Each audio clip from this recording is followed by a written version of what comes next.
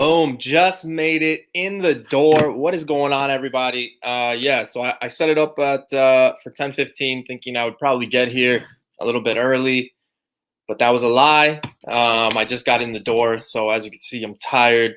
The corona is still open. I'm just a mess right now. So thank you for joining me. Usually I start off the Mondays with something to do with how the Eagles have won. They were in first place last week. This week, unfortunately, they aren't. So that sucks. Shout out to, and I can't believe I'm saying this, but all the Cowboy fans out there, because that was some sick shit that happened to Dak. Tough sports week for me, man. Eagles lost, Yankees lost, Heat lost. So I'm done with sports for right now. Like I said, I just got off work, so I appreciate everybody for joining. We got a fun show for you. As soon as I get Mr. FaceTime on here, we'll go off. I hope everyone's having a good weekend. Any Canadians in here, happy Thanksgiving. I know a lot of the Americans forget that the Canadians do the Thanksgiving like a month early. So yeah, today's our Thanksgiving, or yesterday. Today, Canadians just celebrated on both days, I guess. So nevertheless, all right. So I got Mr. FaceTime here. We're going to start the show. Got a good one for you guys today, hopefully. Starting next week, we probably won't be using previews because FaceTime was talking to me about a new site that has a lot of other things and has a DC. So we're probably going to be talking about that. Speaking of FaceTime, go sub him. Go check his stuff out. He's got more videos coming. He just posted one last week. So without further ado, let's bring in the man, the myth, the legend, Mr. FaceTime. What's going on, man? How you doing, brother? Not too bad. I can't complain. We're not going to get into the sports thing at all. Yeah, let that go. Yeah, and move right into the comics. Yeah, so like I was telling the people, this will probably be the last week we do it on previews. You found another site that's got everything, so I guess we'll start doing it from there, especially if we can see all the books. Right. It definitely has the advantage of being able to get some more of the covers.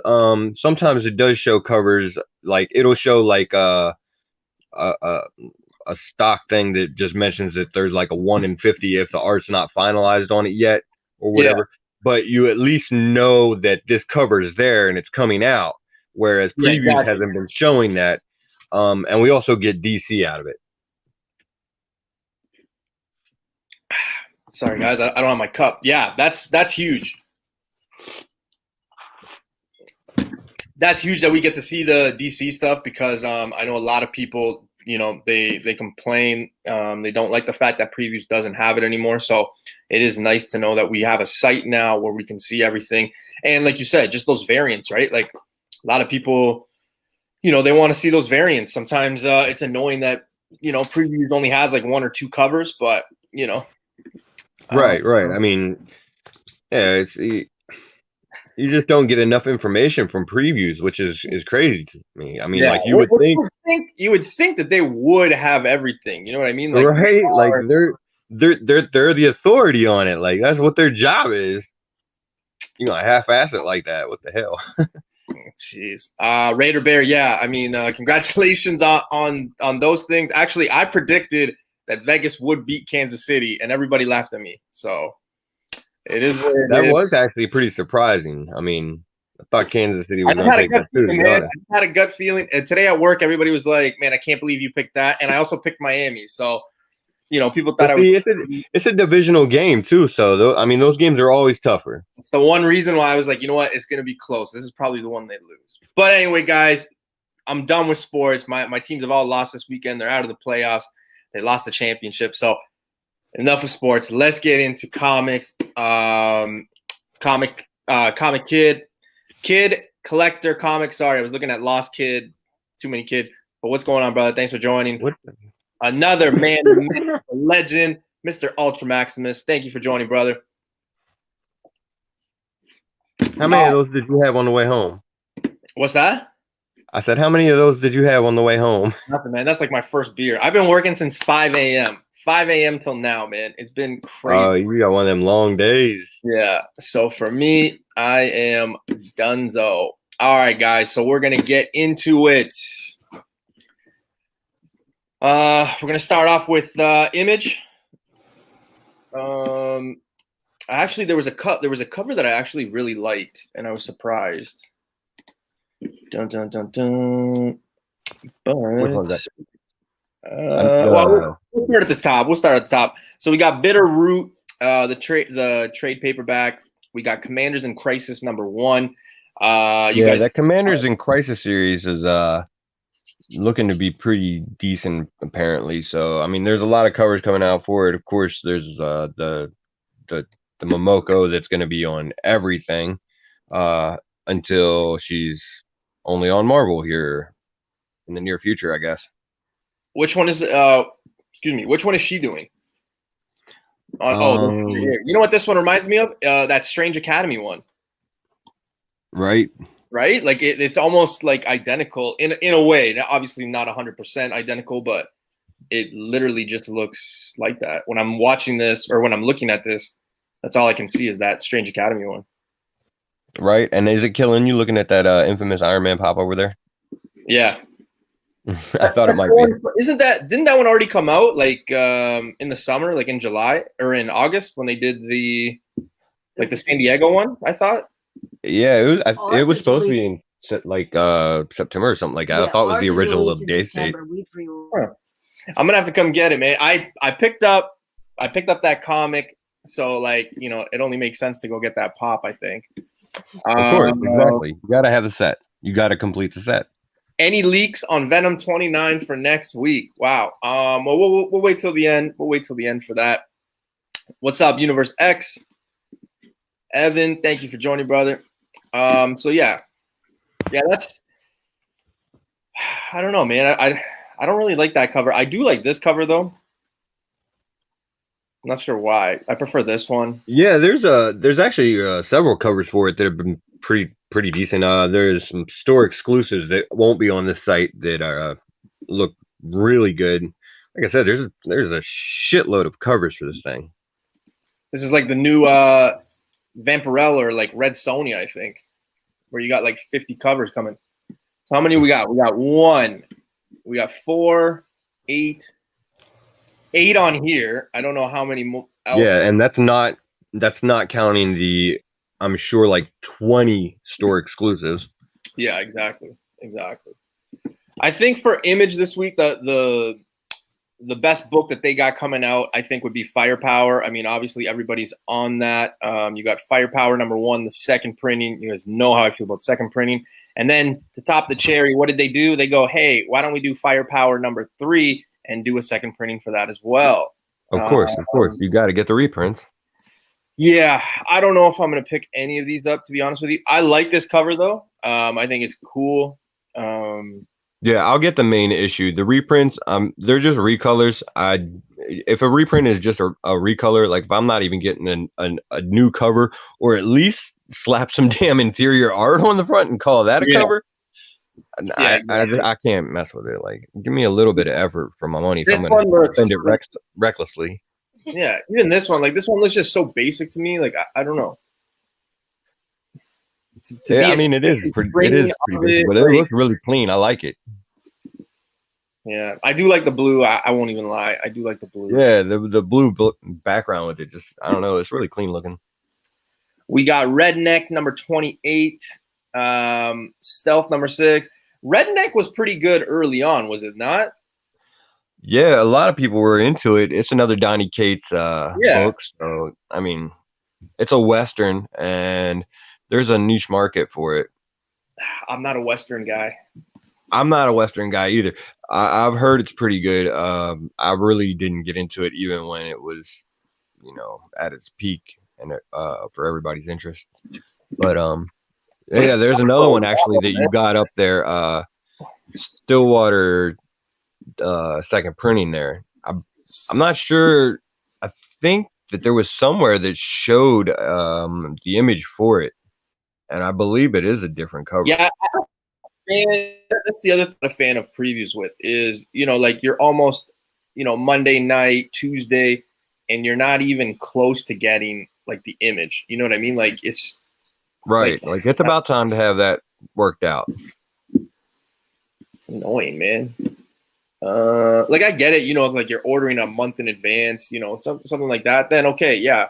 But I mean, we're talking about Monday night here, Right, exactly. Monday morning, depending on where you are, and you would think that they're going to be putting the books together soon, since we're cutting off orders, have them finalized by this point, ready to go. Exactly, man. Avatar: Last Airbender. That's the first book for Dark Horse. Again, the image coming soon. It's a paper. Well, that's another trade paperback there, so paperback. I don't really care. I should always look at that before I talk about them. But that's another thing with previews as opposed to the other site. When we get on the other site, it's just it's straight comics that are coming out that week. Like we don't have to deal with the trade paperbacks, whatnot. Because I'm not a fan of them. Bill and Ted Are Doomed, number 2 out of 4. They got a cover A, cover B. I like that cover A, man. I really like that cover A a lot. I like the cover B better. I don't know why. Really? Like, I mean, I'm picking up the cover A just on the strength of that, on the strength of it. Yeah, like I don't know. Like even though there's nothing going on in this, it doesn't even say anything. I don't know. It's just I don't know. I mean, it's cool. Like it's all right, but that cover A, like bring it up there real quick. Let's get a good look at that. Look at that, man. With death on there, that red background. That looks sharp. A lot of detail in the shirts and in like the two guys, Bill and Ted there. Yeah. Yeah, I could see it. Yeah. I'd say both of them are nice covers, to be honest with you. This one, I don't even think I've heard. Like, it says it's number 4, but I don't think I've ever seen it. ElfQuest has been a really long-running series. Through like different miniseries. I think there was an ongoing for quite a while that they had. It's been off and on, and COVID definitely fucked up the scheduling for it. This book got pushed back a lot, I think.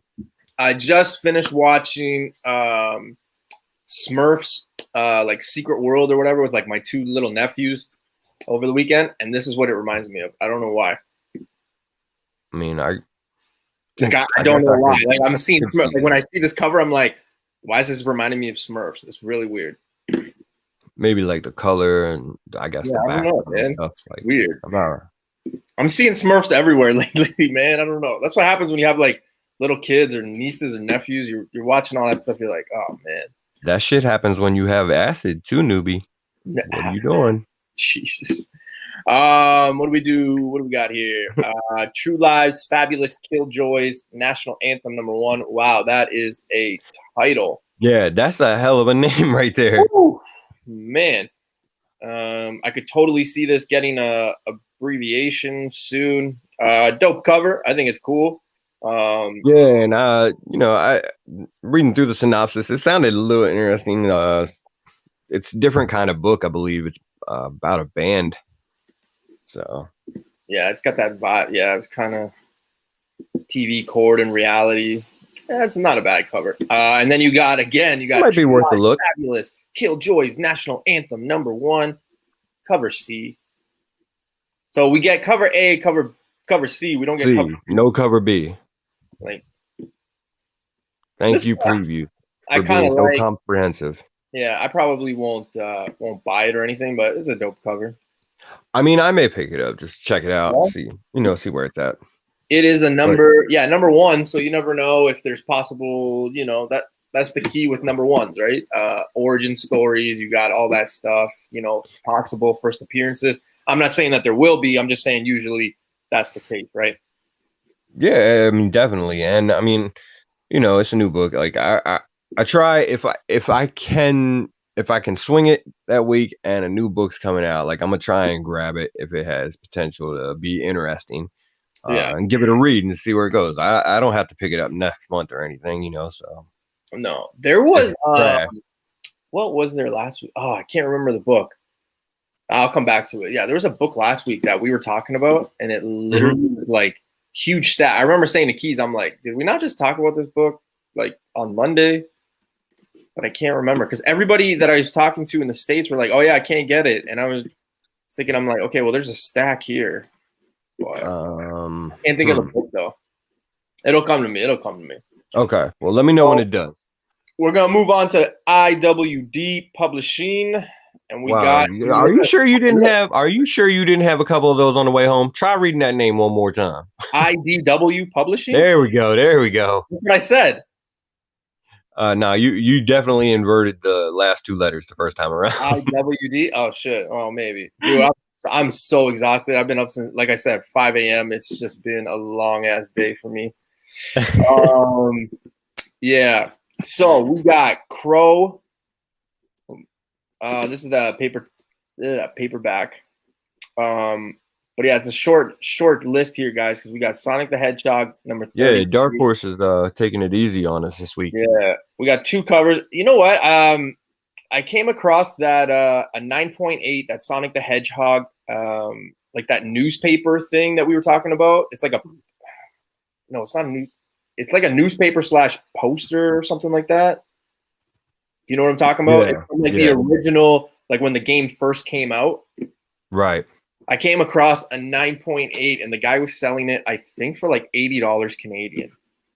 Nice. Which it wasn't too bad because I seen one sell for, I think, on like My Comic Shop for, I want to say it was like 110, something like that, and that's not including shipping and bringing it over. So, holy crap, newbie really are tired. Yeah, man, it's just dedication. It's just dedication. This is what I like. My Mondays, because usually it's coming off a nice football Sunday, and then we get to talk comics. So for sure. But yeah, by the way, that Usagi Yojimbo, like I was actually planning on picking up this series. Big on that. Yeah, I was actually I haven't been on it yet, to be honest, and I'm definitely picking it up. The miniseries is coming out, Wanderer's Road. But I was hopping on this series later for a completely different reason that I'm not going to get into yet. But I checked out the synopsis of this issue, and I was like, you know what, man, let me just go ahead and jump on this thing a little bit early. And I'm going to go ahead and pick this issue up. It just sounds, I mean, the whole series has sounded like it's been pretty interesting the whole way along. Yeah, and you've been pretty avid on this series, on this book. I mean, I know you've talked to Keys and myself about it. It's a great character, and it definitely needs to get more attention. Dope cover too. Like, you can't even say that this is not a dope cover. Right, exactly. Yeah, I like it, man. It's a samurai rabbit, man. Like, there's just certain things that should sell a book. And do you think we'll ever see like a movie of this? I would really like to. I mean, there's definitely animated series potential there for sure. Yeah. And actually, I think there may be an animated series in the works through Netflix or something like that. But well, they're raising the price. There's always potential for the Ninja Turtles crossovers in the movies if they ever get that far along. Yeah, it's true too. Speaking of Ninja Turtles, we got that's dope. Is that a trade paperback? Yeah, hardcover. Yeah, I just brought it up. That's dope, though. It's a dope cover, yeah. And Casey Jones on there. Yeah, I didn't think it like.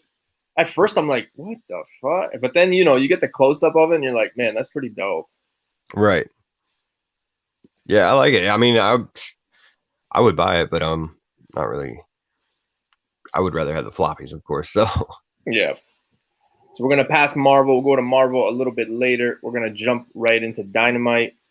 Want to go do DC then before Marvel, or yeah, we'll do DC. All right. Just right before Marvel.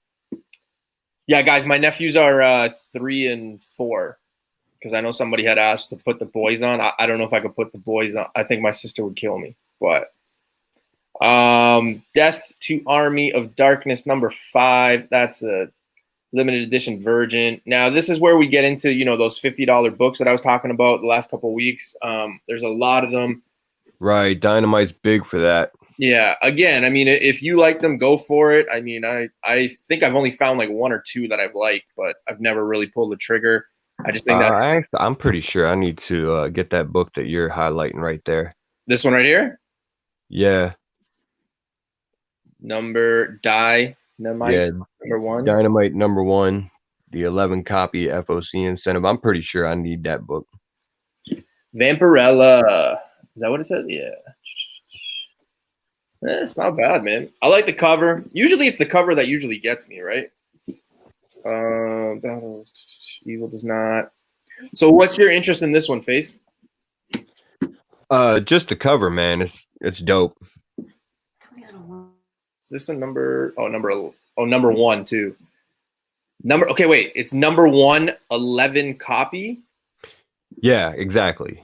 Yeah, okay, so the Dynamite is I get like a mini series event crossover. I'm not sure exactly how they're running it. I don't know if it goes into like the actual Vampirella Red Sonja series or whatever, but there's at least a mini series where all the characters from Dynamite are crossing over together, and it's their zombies event, like Marvel Okay. Zombies or Deceased. It's just Dynamite has to have a zombies event now too. You will probably see one for Image in the future, and Boom, and everybody else at some point.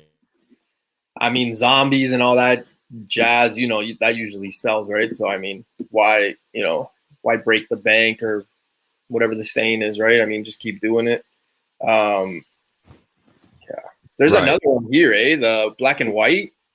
You know what? I like the other one better, man. I want the color. I was gonna say, yeah, at least this one you kind of see what's going on. This one, I mean, if you were looking from afar, you didn't like really have it in front of you, I don't think you would know what it is. Yeah, it's still a dope cover, especially if you're into the sketch covers, and there's a lot of people that are. So, yeah, so you got a lot of covers here. Holy Jesus. Right, it's their big event. There's going to be a ridiculous amount of covers.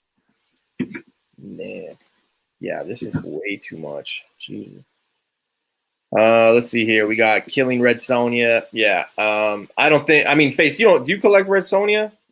I think every time we get to Red Sonja, we're kind of both like, No, I have jumped into certain. I guess I've jumped into certain miniseries or grabbed an issue here or there for the ongoing because it might have been a key or something like that. I probably have a stack of them somewhere that are just sitting there for no reason, but I haven't bought it religiously or anything like that, or to be honest, really read a whole lot of it. I haven't gone as far as even looking up the issues that I don't own. Yeah. Man, like I have half-assed a story and shit. So I'm scrolling here, and it's literally like so many goddamn. Yeah, there's so many covers for it. I mean, I guess that's it for that. We'll just move on to Boom then. Yeah, Buffy the Vampire Slayer. I mean, there's a big niche market for that. You got that first one. There's the trade paperback. Yeah, and then you got the mini series. I guess is about Willow. I don't know. Did you watch Buffy back in like the 90s or whenever? Yeah, man. I was like, I think I was in like grade 6 or 7. Right. When they came out. Right. Like we were, it was kids, but I still remember that damn movie. And it was pretty horrible. But it was so campy. The only reason I watched like so bad that it was good. Yeah, but I only watched it because I had a huge crush on Sarah Michelle Gellar. No. See, that was the TV series. There was a movie before that. A movie. Oh, okay. Yeah, there was a movie before that. Shit. And I can't remember who played Buffy. For some reason, I want to say it was like Christy Swanson or something like that. But I'm trying. What year? Oh man, it had to be like the 90s. Jeez, I can't remember that. I'm gonna have to Google it because I don't remember this. Yeah, it's so campy. I mean, it's campy like the TV show, but way worse. And like they did it on a real low budget. So, but it's like a cult classic. And the damn TV series was great, man. I used to catch that shit every day on like TNT. They would have a marathon of that shit all day long. Hey, man. And then they got, I don't know, then they got like all weird because they had it was like the kid was like the big vampire, and then like Spike came and like killed him like in one quick second. And so it was just like, whoa. And then Spike was the man. So yeah, I think I remember there was like classmates of mine, like dudes who dyed their hair blonde just because of Spike. Now see, that's a bit extreme right there. Yeah, it was messed up. But at the time, I mean, like you saw something on TV, you thought it was cool, you would just do it, right? There was I guess I mean there was people doing it for Eminem and everything else too. So why not? I guess.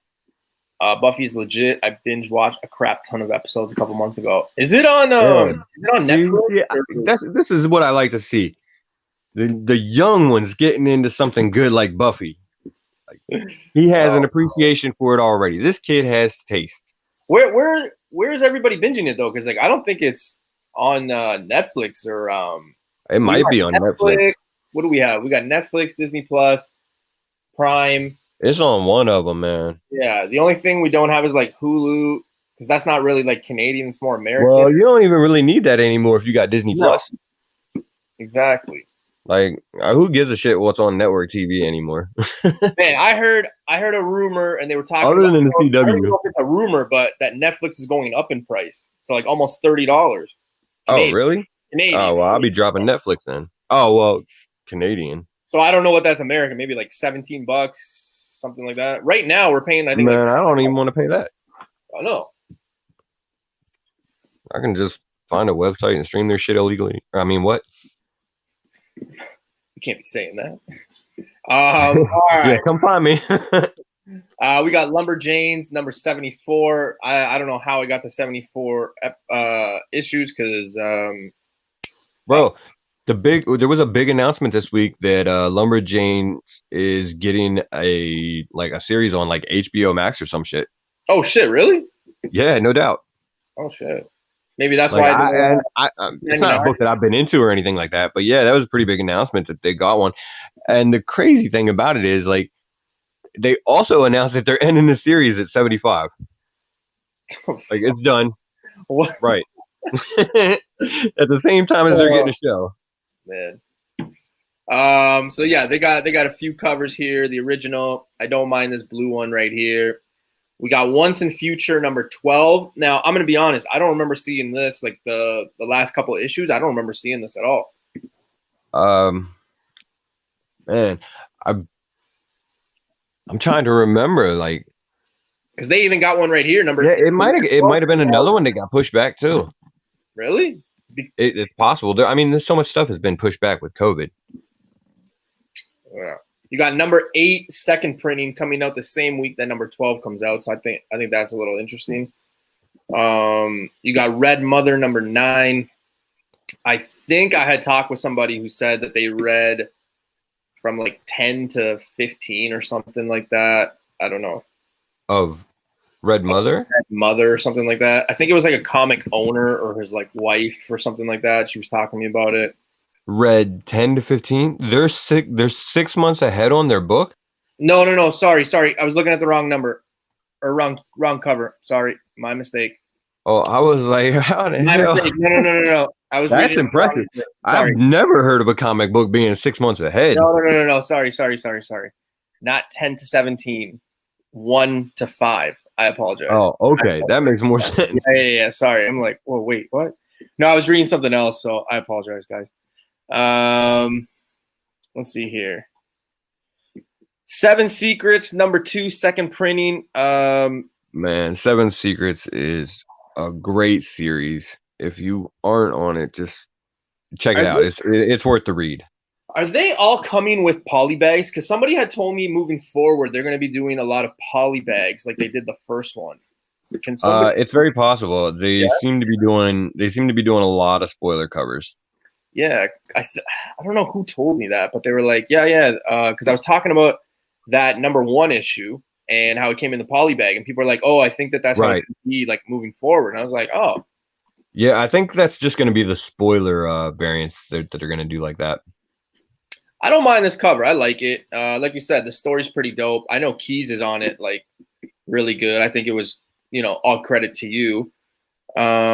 We have, so number 2, second printing. We got 7 Secrets, number 3. The cover the incentive. So you got that right there. That's kind of it's not the greatest. I don't mind the yellow cover. You got number 3 here, the variant. So basically the same thing, outside of it being the virgin cover. Right there. Yeah, it looked like he took a little bit of an ass whooping. Yeah. And then you got the main right here. This has got like some Street Fighter vibe to it. You know, just like I don't know. I mean, I don't know. I guess I thought the last one kind of had a Street Fighter vibe to it. Oh, because the guy got his ass kicked? Yeah. I like this cover. Right. I might pick this up. I like it. Even though, I mean, it is the main, so it'll probably be like super printed and everything like that, but I like this cover. I don't mind this one either. I'll probably pick this one up. I don't know. Yeah, I mean, definitely, it's worth it. It's to pick it up and give it a read, and then you got a dope book. And once you read it, like you'll probably be hooked on it. You'll want to get the rest. Okay, hold on. So this is the second printing. What was the original for number 2? What was the cover like? I'm not sure. I believe there was a mask on the ground or something like that. It was just like the one in. Huh. What's going on, Six Face? Yeah, because I remember we were talking about it. Now I can't think of what it was. All right. So that was it for that. So now Mr. FaceTime is going to do what he likes, and that is talk DC. So let me just scroll back up so we can get ready here. All right, perfect. So, Face, DC. All right, here we go. Yeah, man. My give me 1 second. My list is a little bit out of order for this one. Okay, so you got Detective Comics 1028 coming out. There's a pretty dope cover for cover B. Unfortunately, Previews doesn't have any pictures for us to be able to show you on it. You got Flash 763 is coming out. It's got a new creative team on it, and they're advertising in the solicitations for a cliffhanger ending. So I guess that's supposed to draw people in or whatever. I don't know. Wonder Woman 764 is coming out. It sounds like it's going to be a filler issue from the solicitation, but you never know, I guess. Let's see what else. We got Superman 26. Again, solicitation makes it kind of sound like it's going to be another filler issue. Big one's going to be Dark Knight's Death Metal number 4. For obvious reasons, you know, the whole Death Metal event has just been dope all the way along. So, you know, are we going to see any like T-Rexes or anything like that, as Mel V would say? You know, there may be. They're throwing everything into the damn series. Like, there probably will be a fucking kitchen sink Batman by the end of it. Oh yeah, man, fuck. Like, but okay, like when what was it? Number 3 with the Robin King? Is it number 3 or number 1 with Robin King? Which one was that? Number 3 was the one. Number 3, right? Yeah. So people were talking about that variant with that dinosaur for like, I don't know, I think like a week before and things like that. I haven't heard anything. I haven't seen any variants that people are going crazy for right now. So like, I'm not expecting it, but who knows, right? Yeah, I mean, definitely it's possible. That I'm not sure. You know what? I haven't even looked that up in a while to see what the prices are on it. But I can't recall coming across a whole lot of them for sale. So I don't know. Maybe it's dropped off or something. Yeah. But all right. So what else we got? We got Strange Adventures number 6. It's been a pretty good series so far. Honestly, like Tom King, when he does these character-driven mini or maxi series, I'm sorry, they've been dope for the most part. The Vision series was dope, like, you know. So, all right, we got what else? We got Justice League Odyssey number 25. That's going to be the final issue of that, and I mean, this series has Dexstar in it, so like, it's a Red Lantern cat. Hold on a second. Red Lantern. Yeah, a Red Lantern, the Rage Lantern house cat. I mean, why would you not want to read this? Like, that's why, again, it's one of those things. Like, it just makes no fucking sense, but why not? Yeah, So, that's an interesting one. all right. You know, for that nostalgia or like, you know, more of the what the fuck Right. to have in your collection, you never know. I mean, people might pick it up. Never know. Yeah, I mean, final issue. Why not? Maybe low print run. Yeah. Batman's Grave number 11. It's the penultimate issue on that one. So that series is going to be ending soon. Another big one this week, probably going to be again a Tom King character driven series. Rorschach number 1 is coming out. There's about 80 million fucking covers for it again, with all the store exclusives. But the thing is, like, this one, it's Rorschach, but I guess it's a different version of Rorschach. So I don't know if I'm gonna enjoy it as much as, you know, the original. I mean, Yeah. it wasn't. It's not. It wasn't Rorschach that made the character. It was Walter Kovac and who he was and everything like that made the character. So, uh, I mean, I guess I get why they're changing it up, because there wasn't really much chance of him surviving after the end of Watchmen, but you know, it's just a different take on it, and I don't know. I'm gonna give it a try. I really am. Huh? And like I said, Tom King on these maxi series character-driven books has done pretty good work so far. So I'm hopeful, I guess. Oh, we'll see. Anyway, Green Lantern season 2, number 8. I don't know. It's written by Grant Morrison, I guess. So if you're into his work, give it a check. Hawkman 28, another one. It's penultimate issue. They're ending the series again on the next one, kind of abruptly. What's that? They're ending it, you said? Yeah, they have several of them that are ending. The next one, Batman and the Outsiders, number 17, is a final issue. So that series is ending too. Let's see what else we got. They have a Halloween special, DC's The Doomed and the Damned. Doomed and Damned. Yeah, you know how they put out all these little Halloween specials. Yeah, They started them last week with the Swamp Thing one, and this is another one that they got coming out this week. Let's see, what else do we got here? Like I said, my list is a little out of order on this one. Man, no worries. Hey, no worries. You only find them when they're broke. Right? Lasso, what's going on, brother? And Keys, I mean, thank you for joining. Usually he's on our panel, but he works early, so I just assumed he was sleeping. So. Oh yeah.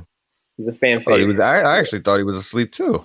That's what I thought, but maybe he lives like. Yeah, that looks like that's it for DC. Last week, I don't think I asked you. Did you get any of the timeless Marvel books or no? I think we got. Let's see. I'm trying to remember which ones came out. I think I'm sure we got the Wolverine. I think it was Wolverine, Thor. We also ended up getting. She got the Black Widow. The Black Widow, the 1 in 100 instead of the sketch one, because she wanted it. Holy crap! Yeah, that's not bad. I think I made it. I had said that the Black Widow, like the original, the cover A, wasn't the best one. But even the Thor one. But I know tons of guys that bought the Thor. I think Keys ended up with the Thor. Yeah, I think I have a copy of the Thor one too. I think the best one so far has been the Iceman, or the top 3 have to be Iceman, Silver Surfer, and then Human Torch, in my opinion. Yeah, I would agree with those for the top 3. I do really like the Wolverine one too. He did a really clean classic version of Wolverine. Yeah. I mean, it was a dope cover this week. I mean, we got. I think we have. I think one of them, because we were talking about it last week, and I could be wrong, but we'll bring it up. I think it's Black Panther comes out this week. Oh yeah. What's that? Yeah. I was gonna say Black Panther. I'm pretty sure comes out this week. Yeah. For the timeless. So yeah, we're gonna get right into the Marvel. Oh, yep, there it is. So we got Amazing Spider-Man 50, the variant. This is a book that I think everybody's been talking about for a while, thinking that there's going to be a first appearance in this one. Man, this shit is fucking insane with this Spider-Man. So we've drug out the Kindred shit for 50 issues. Now we got the milestone issue in 850. Yeah. And the next fucking week we got another milestone issue. Like, really? And then what is it, like five issues later? So that's going to be just over a month and a half. We got the end of this story arc that's supposed to be so epic that they're going to have some kind of special shit going on. Like, it's just crazy. They're like really milking this, and it's not, and the run has not been the best, in my opinion.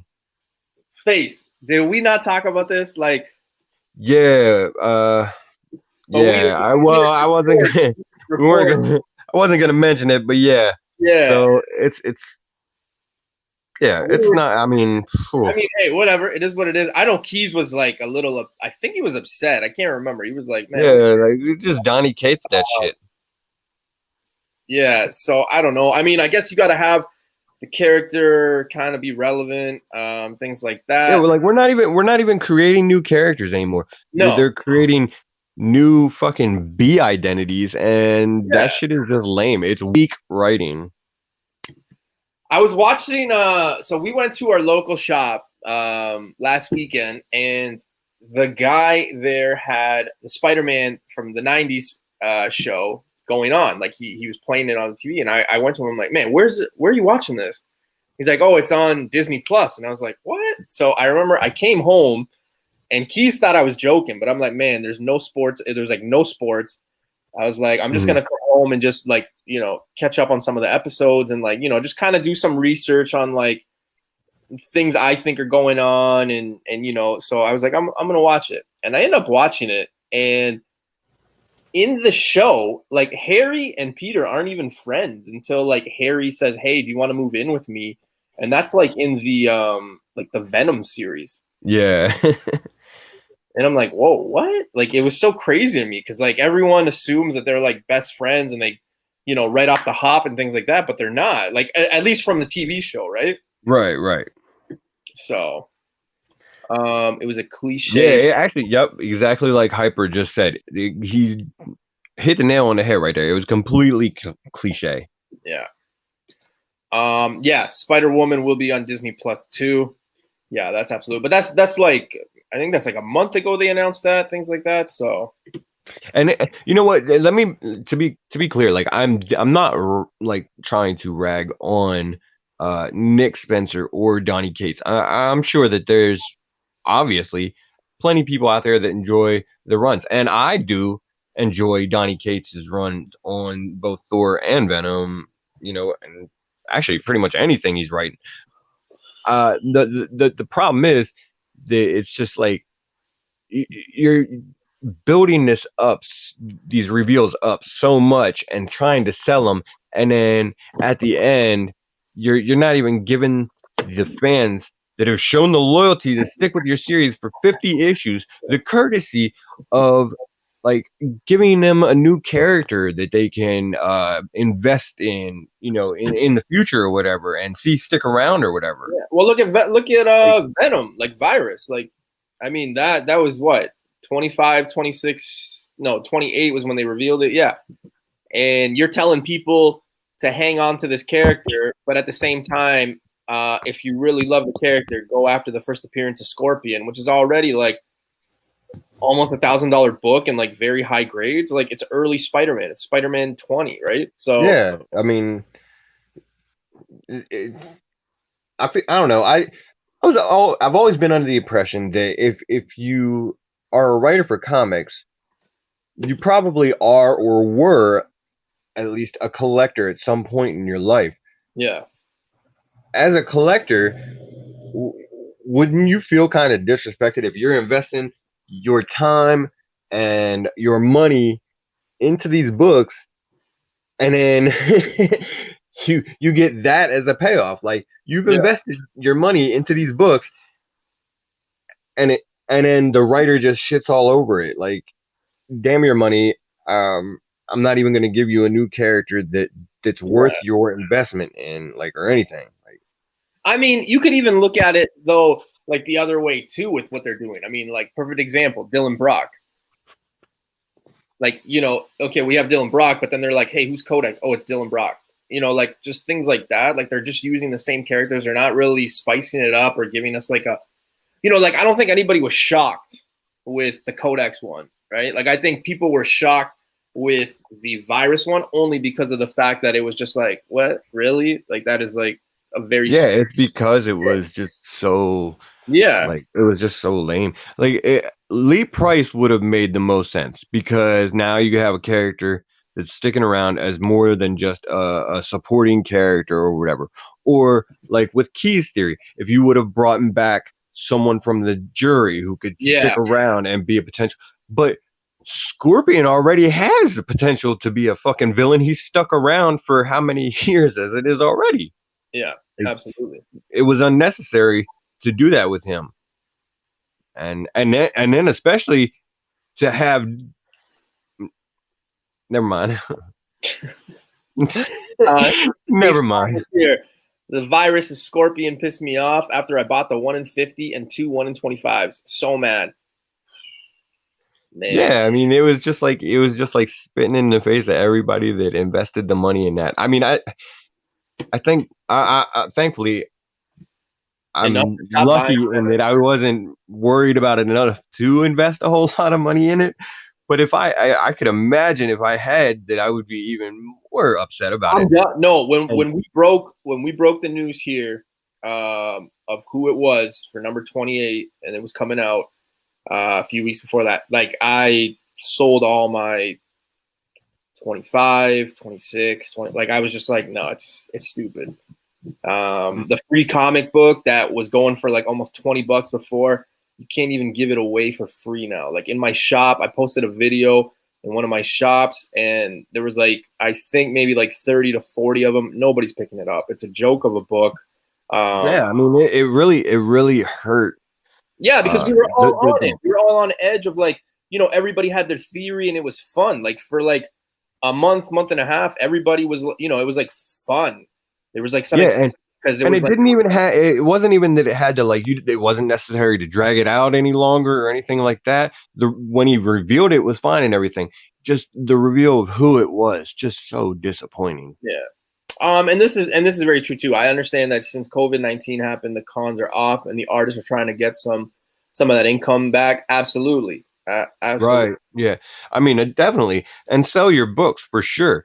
But again, he's shooting himself in the foot with a reveal like that, because now people, are automatically, especially the ones that have invested all this money into Virus, and they aren't going to get, anything significant back from it, or even potentially. I mean, in some cases, there might be people that lost money on the whole deal. Well, look at Six Face, like right here, perfect example. I mean, the guy just said he bought 1 in 50, 2 1 in 25s. I mean, when the hype was there and before it got ruined, yeah. I mean, you're laughing, right? You think you're ahead of the game, and then now you're just like, okay. Yeah, I mean, it's just one of those things, though. Like, I get it. Sometimes things like that happen, but I guess, yeah, yeah. Man. And he did the same thing with Black Winter. I mean, all that build up. Now, I'm hoping that he will eventually bring Black Winter back. That there's some potential there. We'll see. And who's really winning and who's really laughing when situations like this happen? It's all those people that are hardcore Silver Age and Golden Age that always laugh at those like modern people. But guess what? I mean, everybody had fun when Virus first came out. It was fun trying to figure out who it was. Most people didn't get it. And that's part of the fun. So, yeah. I mean, I don't fault anyone for however they want to collect, because I mean, that's the whole point, is to enjoy your collection. I just couldn't see limiting myself to back issues like that, though. I mean, I love keeping up with the stories and everything like that. That's part of an essential part of the hobby for me. Yeah. And Kid Collector, you're absolutely right. There are wins and losses. Amen, brother. There are. There definitely are. But that was a different type of loss because he went so far as to do what he did and hype the book. And I mean, that book saw highs of, $20 plus for raw copies, Yeah. Which right around the time that it came out, which I mean is great and everything like that. But then, he built that hype to make the book have that value only to shit all over it later. That's the problem. Is because if he wouldn't have hyped it like he did, okay, whatever. Then that was just people investing in the book recklessly or whatever. But because he hyped it and he's out there saying this is a big thing, this character is going to be around, you need to pay attention to this. That's essentially he's like, it feels like he's kind of lying to the consumer a little bit because it's not that at all. No. All right, let's shift the Venom talk, and we're going to talk Spider-Man. So this is the timeless variant that comes out this week with a $5.99 price tag. It's one of the better ones, I would say. Is it in my top 3, top 5? I don't know yet, but it is dope. Actually, before we do get off the Venom thing, Coco Love Chevy there does bring up a good point too with the CGC labels and the COVID-19. That is one thing. I do not see the COVID-19 mentioned on the CGC label. Yeah, absolutely. Right. That is one thing that definitely helps, and I guess a thanks has to go to CGC for that to at least keep some of the potential for those books there. Aside from the keys that are relevant to the MCU and I mean, the thing is, you look at the comic book industry and you just look at the prices of comics and how they are going up right now and everything, and you're seeing this influx of new comic book fans and everything like that. Yeah, I think it's great to see that, and you want to see the investment keep being there. That's the thing. You really want to see it stay.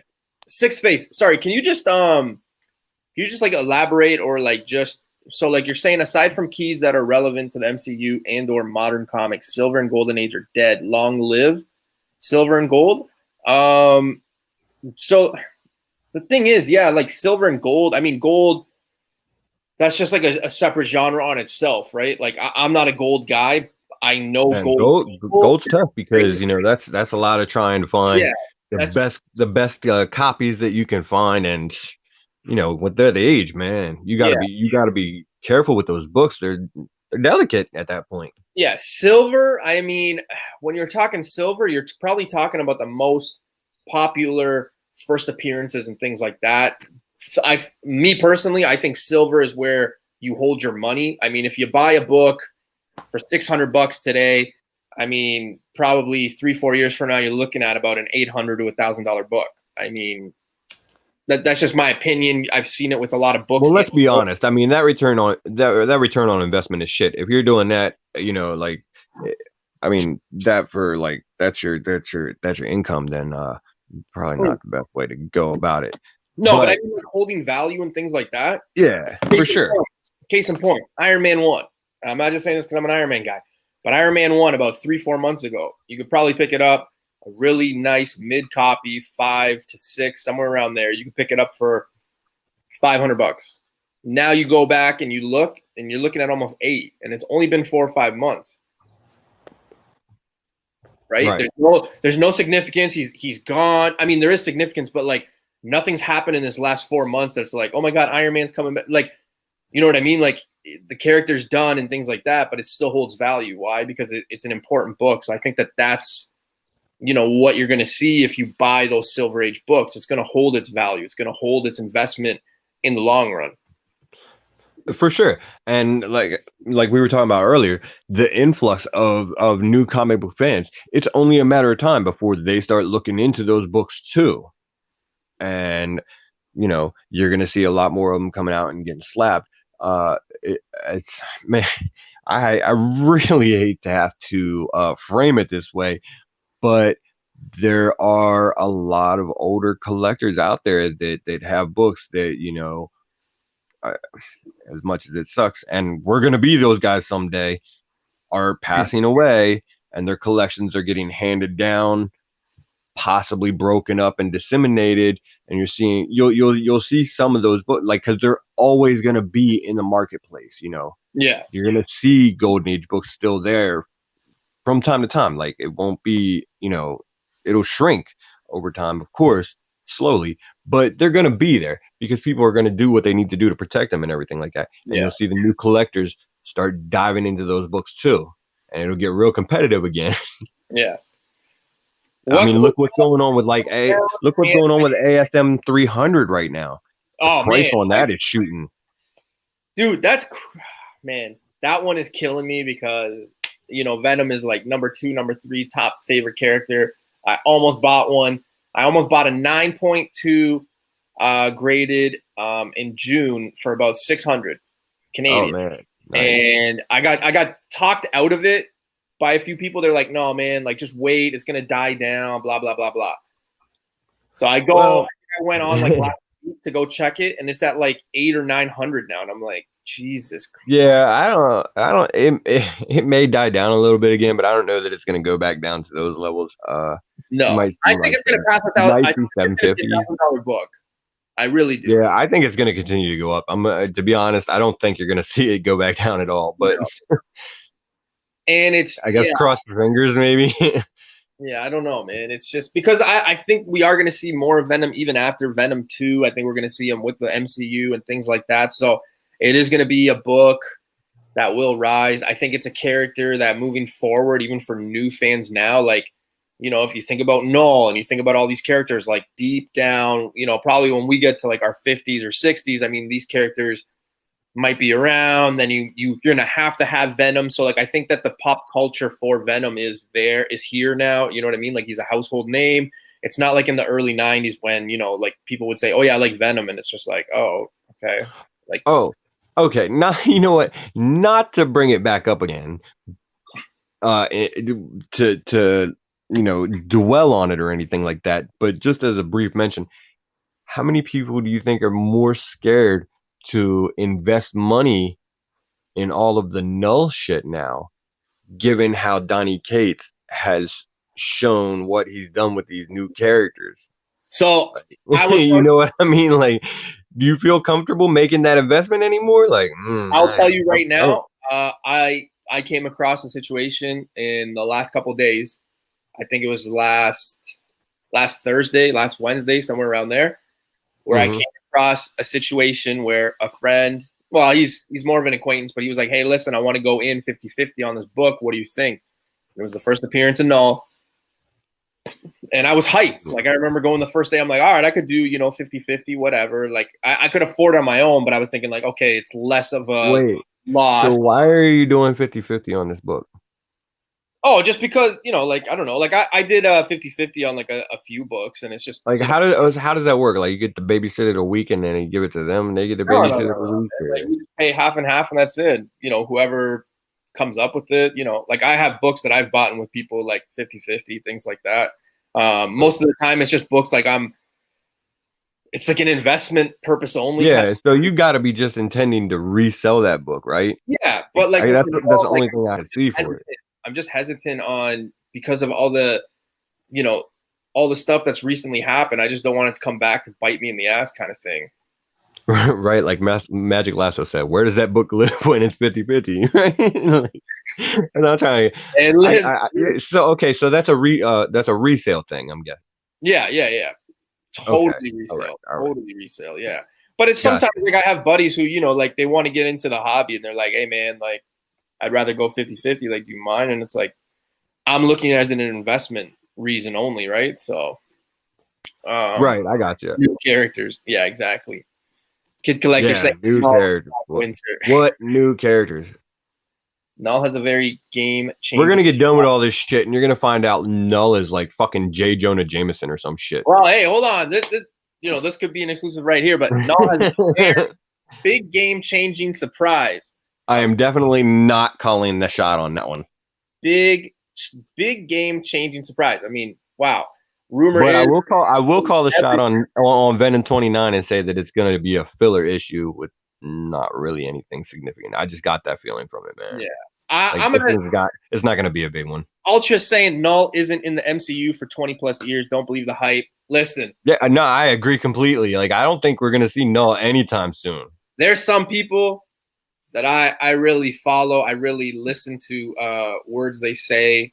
I'm not discrediting anybody, but when someone like Ultra says something like that, I do take it, to heart. It is something that I'm worried about. Null is somebody that I'm really worried about, especially with everything that's happened. So I don't know. Oh yeah, I mean, like think about it. They got the rights back to mutants and everything like that, and Kevin Feige came out or whatever, and he was like, "Yeah, it's gonna be like 5 years before we even consider seeing them in the MCU because we have all this other shit planned already that we're doing prior to that." They're not just planned 5 years out. I mean, it's even farther than that. I'm sure that they've got shit going on and everything like that, and. Null's not there yet. I mean, that storyline's not even done. I think they're not considering Null yet. I think with COVID, a lot of people are forgetting, right? Like the last time we saw anything Marvel related, guys, it was 2 years ago, right? Like they came out and said, "Hey, we got a 2-year break, whatever." Now with COVID, I mean, we're going on year 3, possibly year 4, and you got to remember like it's been a long time. And you guys got to remember what's already in play. Like, go back a year and a half ago. We were all excited when they said, "Hey, Fantastic Four, X-Men, mutants." Okay. With all that comes, Secret War and possibly seeing Tom Holland with the Venom suit. We got Carnage coming, So I think it's like premature to say like, hey, we're going to get all this like modern stuff happening right away. Like I think it's going to be a long time, if anything, for. Yeah, I agree with Universe X. Like, what he said there, it's just one of those things. You get the books, you stick them in a box, and just forget that they're there for a long time. Sit there for a long time. You wait until whatever writer and the same thing with Black Winter. I'm big on this one with the Black Winter. Stick it in a fucking box and forget about it because eventually you're gonna get one of these deep dive motherfuckers like Scott Snyder that comes along and digs them out of the archive. Because they're like, oh, this character was dope as shit and had so much potential and does something with them. You know what I mean? Assuming that Donny Cates doesn't come back himself and do some shit. Yeah. So Hyper's also saying, yeah, I agree. Null is still a character that needs to be fleshed out. Also Marvel. Yeah, guys, like Fantastic Four, X-Men, Secret Wars, all that. Franklin Silver Surfer, they're bringing that and Galactus in. You're going to see all that shit way before fucking. No. This all Deadpool stuff, I got to admit. So I got approached by somebody. They offered me, in Canadian dollars, they offered me a New Mutants 98, 9.8 for $1,200 Canadian. And I thought about it for a long time. Like, I don't know, man. That's I don't even know what the conversion is on that. But I mean, shit, Deadpool's it's a character that you're gonna see it stick around, and the price on mostly any book will have dips from time to time when the character is just kind of in the closet with the damn mothballs and we're forgetting about them for a while. But eventually somebody's gonna bring them back and do something with them. Deadpool, I think they were just talking about it. I don't know if it was yesterday or today. I started seeing articles about that Marvel wants to have an R-rated section to their Marvel universe, and Deadpool 3 is the first thing that they're looking to fit in there. As they should. Great. I mean, they need to. Six Faces. Because if you can't watch Deadpool, but I will say this though: if they miss the opportunity to have an R-rated Deadpool movie, and they don't bring Samuel L. Jackson as Nick Fury into that movie to drop a motherfucker, it's just going to be a super disappointment. Like the only problem with that book is it's a very high print run. A lot of people covet that book. I don't know. Like I know it's coming back. I just don't know if I would put 900 American on it. I mean, even though it is a 9.8, it's a lot of coin on a book that I don't know. I mean, it is. It just depends on how strongly you feel the character, really. So, rumor has it. I mean, that'd be hilarious, but I could definitely see that. I mean, they do that. It's a big team up thing that they do in the comics too. So I could definitely see him doing some kind of little crossover If with you that. had, if you had to pick a At least as a character, cameo. if you had to pick a character right now, okay, because like obviously Deadpool, it's a big time book. If you had to pick a character right now that we're gonna eventually see, first appearance book, what would you put your money on as like an investment? Like, hey, you know, whatever. Like, even if the book is $1,000, I mean, you hear a lot of people talking about Fantastic Four #1. It's almost a $50,000 book, but people are saying, hey, no, don't worry, buy it. It's like, what do you mean buy it? Like 50 grand? Yeah, but you'll make your money. You know what I mean? Like, there's a lot of people like that with big books. So for me, man, there's two different books that I would look at, and I'm gonna be honest, both of them for me are just completely biased picks because they're characters that I really like, and I do feel strongly that it's only a matter of time before you see them in the MCU. But my pick would probably be the Fantastic Four annual. What was it? Yeah, 6. With Franklin Richards. Yeah. I mean, he's got two ways into the MCU through the Fantastic Four, which obviously that's going to be how they bring him in. But now they're tying him into the mutant shit, and I mean, you know, why not? Like that would be a fairly easy crossover, at least cameo wise or whatever to do to tie things together. You know what I mean?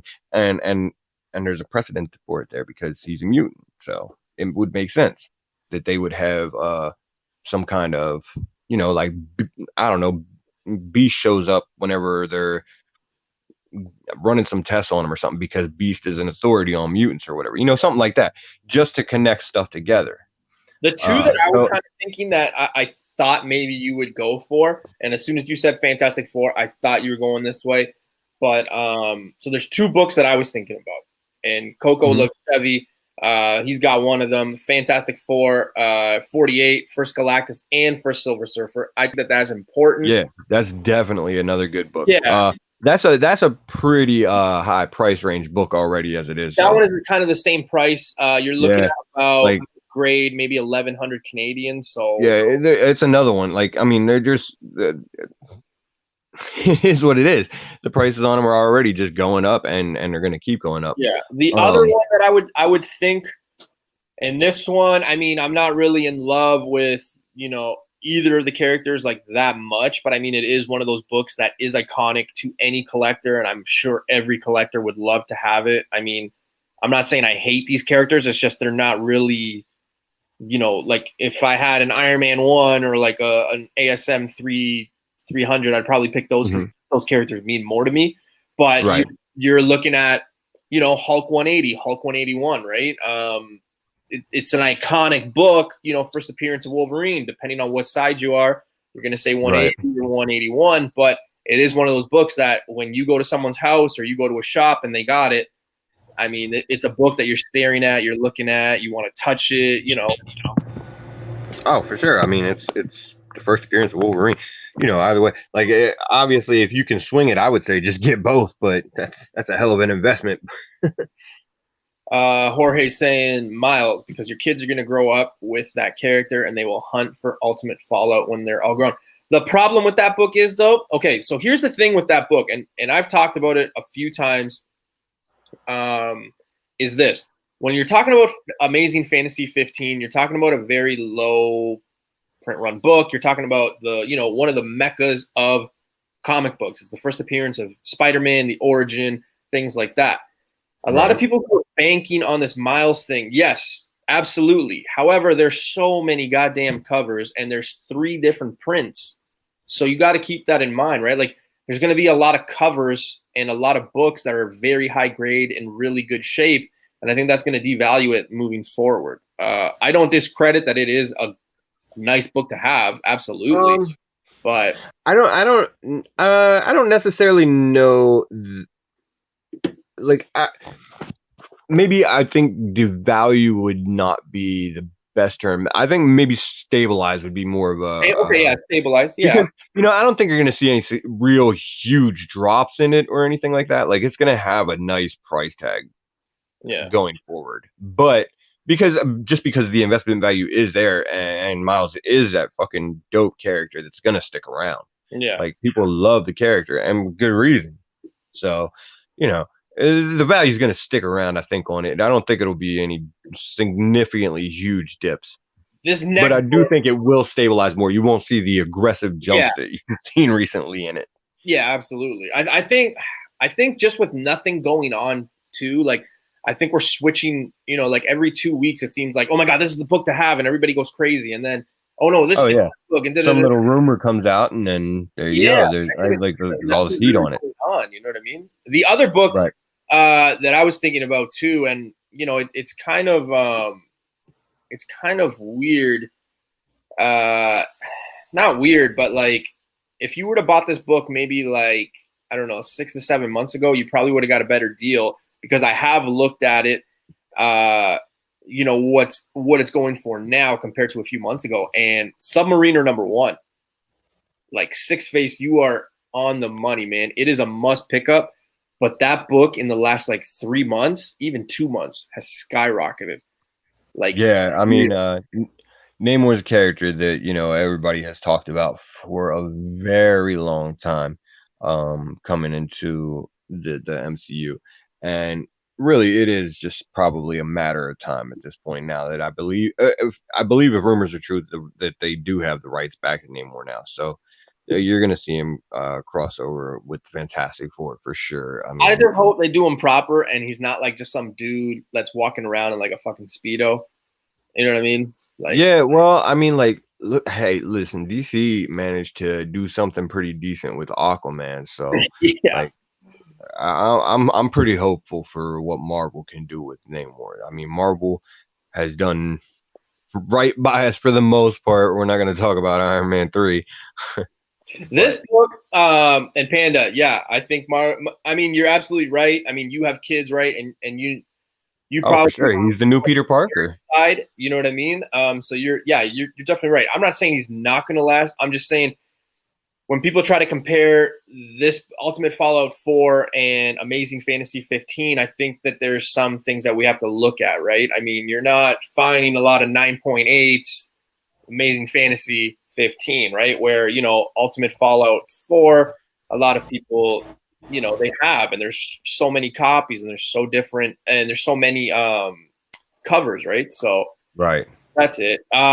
This book I actually Yeah, get. there is a lot of them, but I mean, you think about it too. Amazing Fantasy 15 has been reprinted a hell of a lot since it's come out now at this point too. Yeah. It's just, it's an older book, so of course it's always going to have that premium on value. But yeah, And this is a book, actually, Ultra's talking about it. This is a book I get asked a lot if I have it in my personal collection. I do not have this Iron Man Submariner #1. yo, that's a dope book too. It is. Yeah, it That's is. one you need to get in your collection. It's not a tough book in the sense like you can't find it. It's just a tough book to find in a really A good price good grade, yeah. Yeah, and a really good grade. Right. That's the only problem. So yeah. Man, we're not even gonna get through this Marvel stuff. We still got to talk about Oh our. yeah, we got sidetracked. All right. The chat is going So, crazy. I love it. yeah. I love it. Though. I love it. Though. I love Right. It's great. Black it. Black Knight is a dope character, and we already know he's coming. He's coming in the Eternals. I just don't know how much. Like I know that I can't remember what It's played by Jon Snow, man. Like they're gonna use the shit out of it. What is it? They Avengers can. 48, right? I think that's what it is. Well, Avengers 47 is the first appearance of Dane Whitman. Yeah. And then 48 is Dane Whitman as Black Knight. So yeah. The problem is 48's the one that has the higher value. Yeah, I think if I just have this one is one of those that I think if you buy high, he shows up. I don't think like if you're talking about an investment purpose, I don't think you're going to make your money. I think you might lose it afterwards, kind of thing. I don't know. You look at certain characters that have taken off and changed because of their portrayal in the MCU. Look at how characters like Star-Lord are so much more significant. The entire Guardians of the Galaxy cast, even Iron Man. When Iron Man came out in 2008, don't forget, like they were the bottom of the barrel at Marvel. Like Marvel, I can assure you, Marvel was not wanting to make a fucking Iron Man movie. Like No. they were really They were wishing that they could make Spider-Man or X-Men, but they sold them rights off. So they got stuck with Iron Man. And the It worked MCU out. portrayal has brought that popularity for that character into the books too. So when they do a character like Black Knight and they got somebody like Kit Harington, Jon Snow playing him, it's one he could change the popularity and the portrayal of that character in the comic books too. Well, I bought a 7.0 of Strange Tales 110 for 600. 600 American? 13. 2013, yeah. Yeah, I'm trying to think of when I saw one really priced well. 15, 16. Yeah. I mean, I don't know why that seems a little high to me. Especially like in 2013, I would have assumed maybe you got it cheaper. I don't know. Doctor Strange is a good I don't remember character. 2013. I mean, that was a hazy year. No. You're gonna, yeah. I mean, I think he's gonna be around for a bit. I just don't know. I think like we're already at the peak of his like popularity. We're at the peak of what he's gonna be doing. So like, I don't know.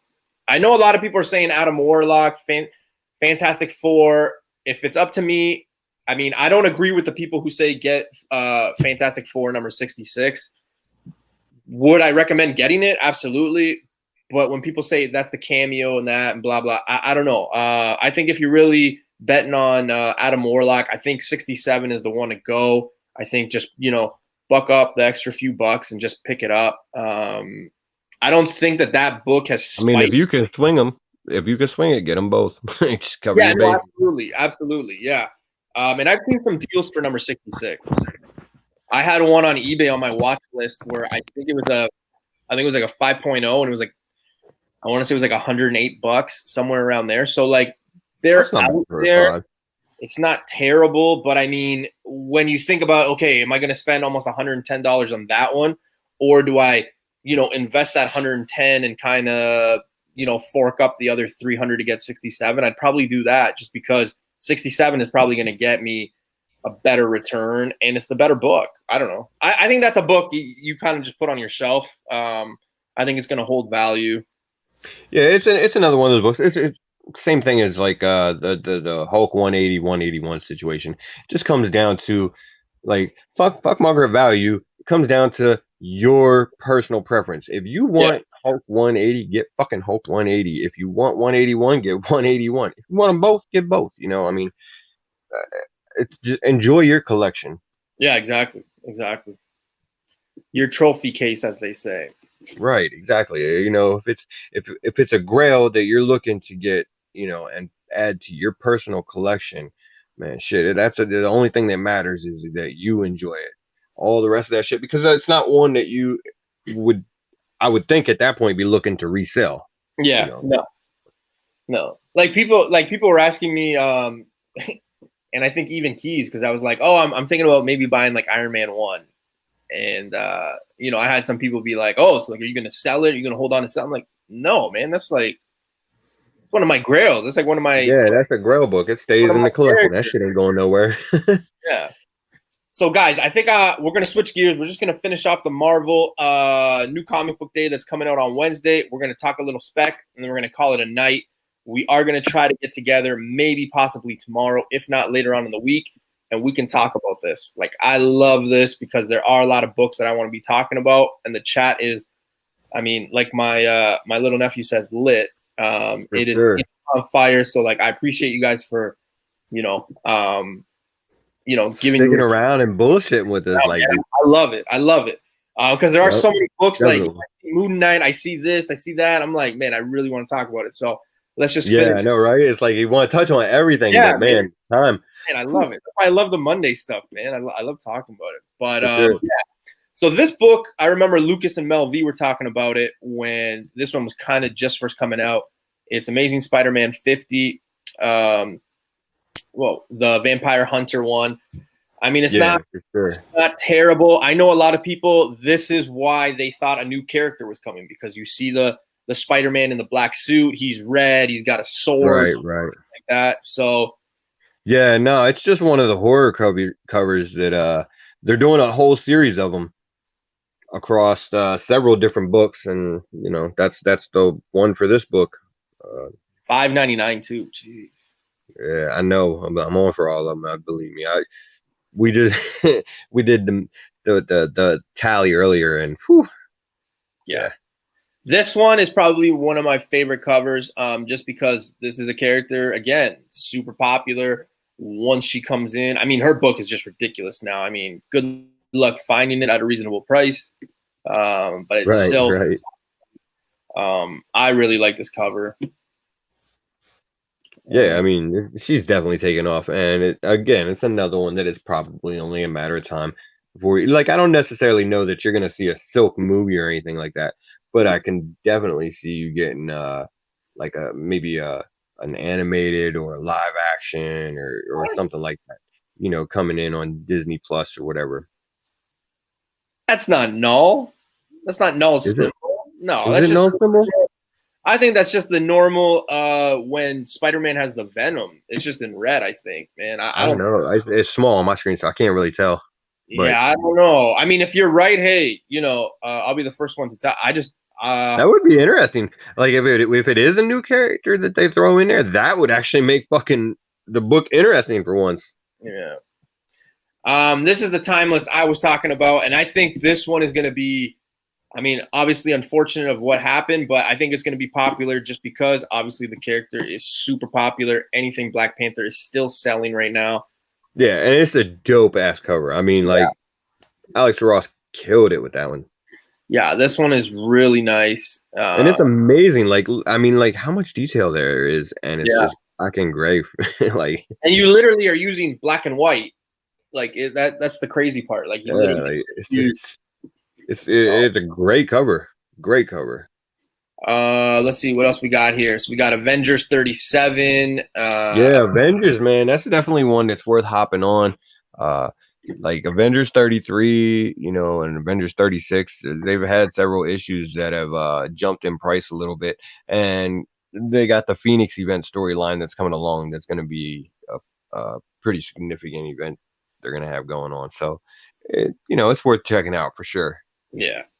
And Moon Knight's doing some fucking epically crazy shit right now. So, hey, before COVID and Miles took off, I mean, one of the hottest characters that you could not stop talking about, and I don't mean you specifically, Face. I just mean like us. Right. Is Moon Knight, and I think a lot of people are forgetting about Moon Knight. This is the time to buy your Moon Knight stuff is right now. Yeah, I mean, Moon Knight is such a dope character, and the concept for him is great. Why would you not want to bring him into the MCU in some form? You know, like honestly, he's not a character that I want to see have a movie. I do not want a Moon Knight movie. I want a fucking series with Moon Knight. Like, I want to. We differ, man. I would rather see a movie. I want to see him join the Avengers. I don't know if I can handle. I mean, I don't mind seeing him like jump into the Avengers or something like that in Phase 5 when they do those big movies or whatever. If he has some kind of like little crossover with them, or even if he fucking joins them or whatever. But I want to see like a Moon Knight series, because that's a character that has so much depth going on there. You need more time to explore all that. Yeah. And I feel like the 2 hours that you're going to get in the movie is not going to do Moon Knight justice at all. No, but I think you could. I mean, I think you're going to see him everywhere, man. I think that's a character a lot of people have been waiting on. It's one of those people that, man, that first appearance is still, even before, like I remember in 2014, 15, that book was still almost like 2,500, $3,000. And the character never even thought of to be in a movie, in a show at the time, nothing. Now you look and it's almost like 4,300, and I don't know. I think that's one of the books that if it like I don't see it tanking, you know what I mean, like how they portray the character. But if it goes bad, I could totally see that book just taking a Skyfall. I don't know. I mean, anything's possible, of course, but I don't know. It just feels like the comic industry is in a stable enough position that even if that did happen, I feel like I'm hopeful that the book would still have the value there rather than just tanking. You know, like there would still be, because it is separate from the movies, and just because it was a shit movie doesn't mean that it should affect, you know, the book or anything like that. Yeah. Man, when was it? I think I had 3.0 somebody had bought, and I was like, you know, one of those crazy, like, oh my God, can I hold it? Because I had never seen that book, you know, like in front of my face. I've never like held it, things like that. So, Right. Actually, Keanu should not be. Coco Loves Chevy made a comment up there about Cloak and Dagger being interesting characters.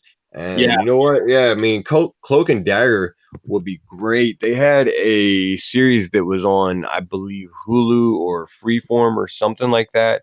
That didn't, I guess it didn't really go over very well, but I feel like that was just the entirely wrong platform for them. Like they should have had more of a spotlight and given them like a Netflix series with some advertising and shit. Like, you know, tell people that you're putting this series out there because they are interesting characters and they got potential if they're That one's marketed been, the right way. that one's And been that's the talking about strength for of a while, Marvel. right? Was Like that? that. I remember hearing about Cloak and Dagger for like a few years now, where people are like, "Yep, it's coming." Same with Silver Stable.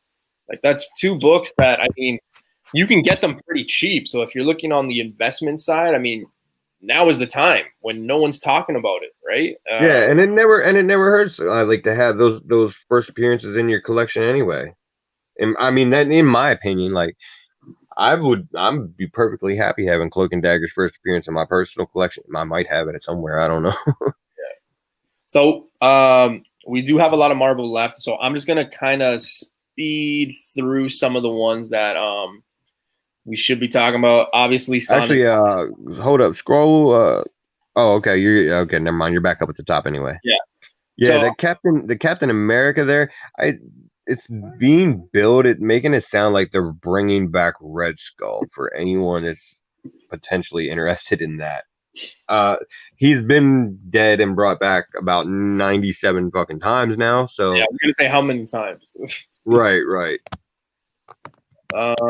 Captain Marvel, you got some stuff. Son is not here, so I'll keep my thoughts to myself about this. Captain Marvel is to be actually a pretty big one this week. Really? Apparently there's a first appearance that's going to be in it that has some significance. So yeah, I'm not really a fan of that cover. I know there's the horror cover there. You know, like like if I had to pick one, I'm totally on board with the horror covers. I like that one. That's not bad. and here's the horror cover. Yeah, it's Yeah, not. I'm getting all the horror covers, so I just jumped on that as soon as they started announcing them. Another timeless one here. You got the Dark Phoenix. I don't know. Nah, Really. It's not one of my favorites, but it's. I mean, obviously the man's still a fucking master of the art. This one looks like Amanda Addario or whatever her name is. She was in Baywatch. She was in True Detective. She was in San Andreas, I believe. That's what she kind of looks like. Oh, okay. Yeah. I can kind of see it. I know who you're talking about. Yeah. So if I ever have to pick who should play her, that's my pick. You got Immortal Hulk number 38. We do have one of these coming out. Yeah, Immortal Hulk's got the spoiler cover on there. Now, like the solicitations don't give you a whole lot of information on why they might need a spoiler cover for this issue. So that is kind of interesting. I grabbed it just because of that.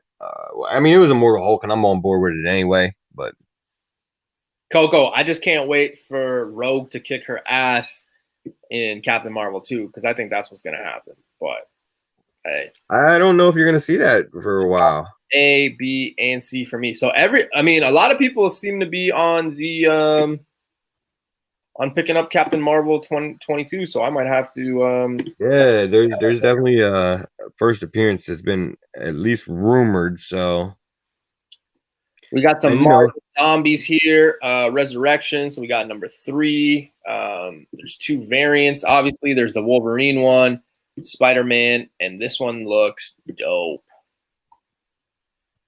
That looks dope to me. yeah, I like that one. So that one's dope. Yeah, definitely. I like that cover too. I'm on board with it.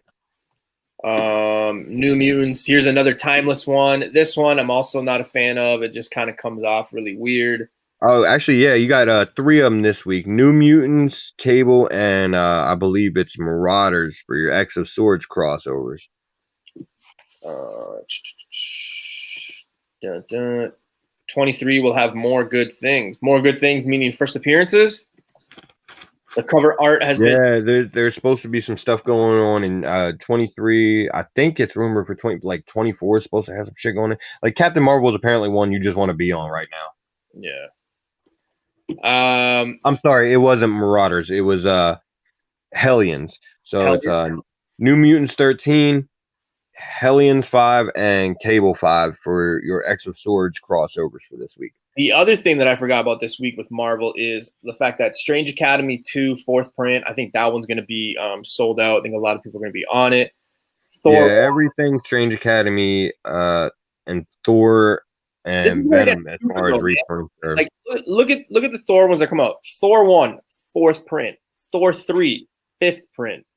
I wouldn't be surprised if you see that. I mean, like look at the Edge of Spider-Verse. I think that went into what, fucking 6, 7 printings, maybe more. Like Mexico one too. They had a Mexico, a city, a Zero. Yeah, like I mean, so it's not really surprising that they're getting this deep into it with the reprint on them. I think this is the book of the week. I think a lot of people are gonna be getting this one. I think a lot of people are thinking that this is gonna somewhat give more reveals in a way. I think isn't that a second printing? No. Yeah, that came out already. Oh shit! Yeah, it is second printing. Yeah, you ain't gonna see nothing new in that one. Yeah, never mind. But this one will probably be a book that a lot of people get, right? This one and probably the Thor books. You know what? Honestly, I'm not getting that one because like I'm not getting there wasn't anything significant to happen in the issue. It's a cool cover, but it's not like anything special to me. So I just was like, it's one I don't need to spend that extra money on. Star Wars. I mean, we kind of overlooked these. I mean, you're a Star Wars guy. You're a huge Star Wars guy, but you got Dark for sure 6. It's a dope cover. I mean, like I'm picking it up. I don't even need to know what's in that issue. Just that cover ray alone with the Emperor. Just yeah, this one's pretty dope. I can't get. Yeah, it's a good cover, man. I have to pick that one up, of course. And actually, I like the other cover too. Oh, I just exited by mistake. Fuck. Well, that was it for New Comic Book Day. I kind of want to get. It's almost midnight, man. Holy crap. But that's okay though. Like it's a good show. Fun. What's that? I said that's what happens when we have fun. Sparks. Yeah, I man. agree with you totally, man. I'm always, man. After a second print, I'm like, okay, come on, really? Like, bro, I keep trying to say I'm done with that shit, and then I look at the cover and I'm like, fuck, man. I guess I need it. It's click the link. What link? Star Wars 6 is going to be a cover by in my pull for that reason only. Yeah. Yeah, man, this is a dope cover. Like I didn't even need to read the synopsis of the issue. I saw the cover. I was like, oh, okay, yep. Tino is saying that there's a new villain in that Star Wars book. Yeah, I mean, he could very well be right. I actually have not looked at the synopsis on it at all. I saw the cover and just immediately put it on my list. So Sparks is saying, I'm sticking with the Venom ones, though. I don't learn. You know, it really is a tough call. Like, I've been trying to be picky with them. Like, there's certain ones, like I'll do Venom 25 and 27. I'm skipping on 26. I'm on if they do 28. It's going to depend on the cover. So I'm with Six Face here. Thor, like Always Thor, I'm only on certain issues. Like, you know what I mean? Like, I'm always careful when it comes to villain spec. Always, always. Spider-Verse. yeah, villains are tough. Villains are tough because there's definitely more of an ebb and flow to villains than there is to heroes, and it's more to the negative side. Um, and the reason being generally has to do with exposure. Obviously, you're going to see the heroes a lot more than you're going to see the villains because villains got to spend some time locked up. We got to find new people for the heroes to beat up. Yeah.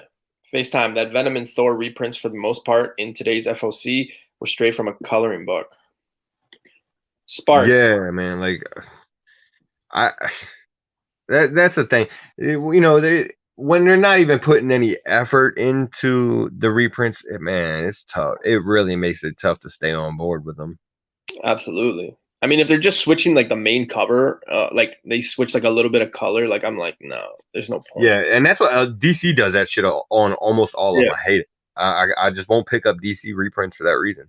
Now, somebody had mentioned this cover. That Scorpion cover second print though is looking good. A few people actually early in the chat were talking about this. Yeah, it does. I like it. So, I got it. now, Got a Coco, pre-order for a few of them. I think I like. Coco is telling you right now that the character in that Darth Vader #6 is Ochi of Bastoon. Baston. Okay. Bastoon? Yeah, Bastoon. Yeah. Okay. All right. So yeah, I'm sure like I'll hear FaceTime or Keys because they're my Star Wars go-to guys. Oh, for sure, for sure. As soon as I get it and read it, Yeah. So I'll probably ask you guys. I mean, if Keys gets it, I'll probably get it.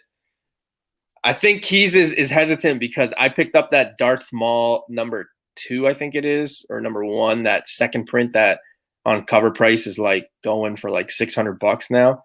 Mm-hmm. Dollar Bin actually told me about it like a few months ago, and I picked it up for like $12, I think. So Yeah. I might send it off to get graded and then just kind of flip it, but we'll see. I don't know. Shit, I mean, yeah, but I mean, because you're not a huge Star Wars fan, so No. I mean, I can understand that, but No. like, Also got the Shang-Chi 1 second print, first solo, Sister Dagger cover. yeah, they got her on the cover by herself, so that could have some potential there. I mean, she was on one or two, I think, of the other covers, but the solo spotlight covers and everything tend to have a premium value too. Look at what happened with I mean, it was going to do some. It was going to be a pretty solid book as far as value anyway. But Yeah. Strange Academy #2 with that character spotlight on Doyle Dormammu, that was just a perfect one to do for that issue.